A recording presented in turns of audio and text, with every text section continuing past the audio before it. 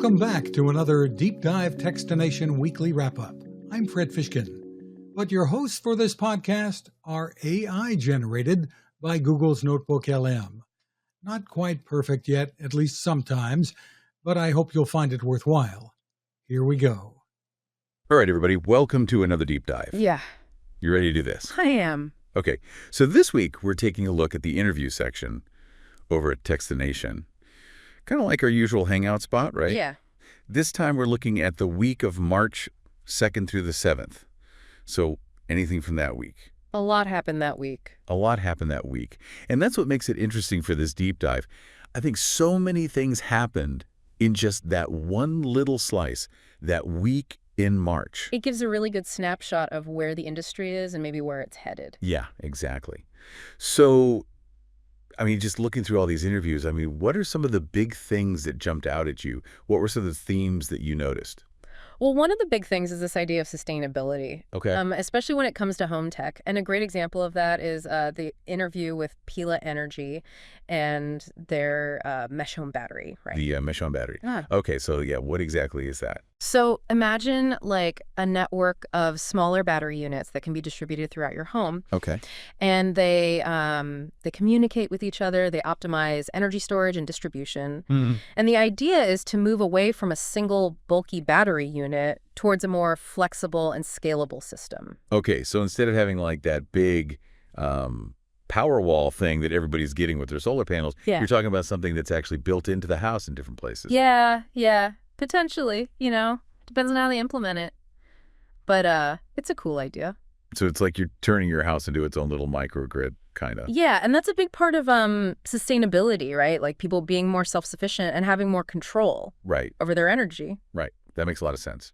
And, talking about giving people more control and bringing technology to everybody, I was really fascinated by the Envision Ally AI tool for the visually impaired.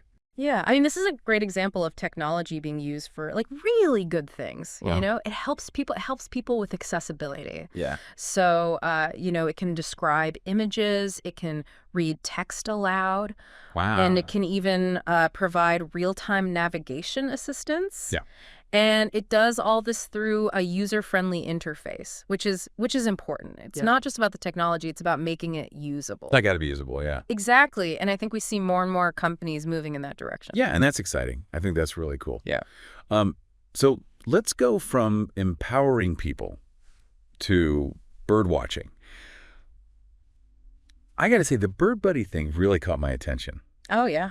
Smart bird feeder. Uh. But it seems like there's so much more to it. It's a lot more than just a bird feeder. I mean, it's got AI built in, and it can actually analyze bird behavior, identify different species, and track their feeding patterns, right? That's very cool. And it can even, detect unusual activity. So it's like a little ornithologist right in your backyard. Yeah, exactly. I mean, so it's not just keeping birds fed, it's like understanding them better. Right. And maybe learning more about our ecosystem. And I guess it brings up that whole thing, right, about how much are we collecting data? Yeah. Where does it go? Where's it going? Mhm. Are our homes just going to become giant data centers, with everything tracked, even the birds? It's a good question. I mean, it's a balance, right? Like we want to learn more, but we also want to make sure our data is safe. Right. So from AI watching birds to the return of a gaming giant. Yeah, how about that, right? Acclaim Entertainment. Yeah. I mean, I remember Turok, Who doesn't? Extreme G. I mean, those were big games. I spent a lot of quarters on those games. I know, right? So do you think this is just a nostalgia play? Or is there something more to it? Like, is retro gaming actually going to be back for real this time? Well, I think there's a huge hunger for these kind of retro gaming experiences. I mean, there's a reason why we're still talking about those games, right? But the question is, can they balance the nostalgia with new innovation? I mean, you can't just re-release old games and expect them to be a hit. Right. You got to give them something new, something that's relevant to today's gamers. Something that's fresh, but also kind of familiar. Exactly, yeah. Capture that spirit. So, speaking of things that are new and exciting, let's talk about Toy Fair 2025. Yeah. Right, it sounds like there was a lot of cool stuff there, but it also sounds like, same old challenges. Yeah, supply chains are still a big issue for the toy industry. I mean, it's hard to get the material, get the products where they need to be. Right. But there were some amazing innovations. Oh, yeah. Like what? We saw a lot of toys using sustainable materials, which is great. Okay. And we saw educational games that are actually using AI for personalized learning, right? Yeah, the kids are learning, but they're also having fun.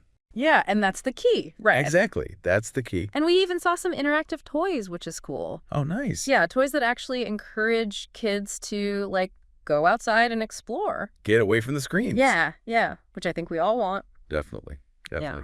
Wow, we covered a lot, from energy to AI to games to even toys. It's all connected, right? It's all connected. I mean, I guess that's kind of the point. It's all tech. It's all part of our lives. And it's all changing so fast. Yeah. I mean, I think the big question is, looking at all these trends we talked about, what area of tech do you think will see, the biggest changes in the next year?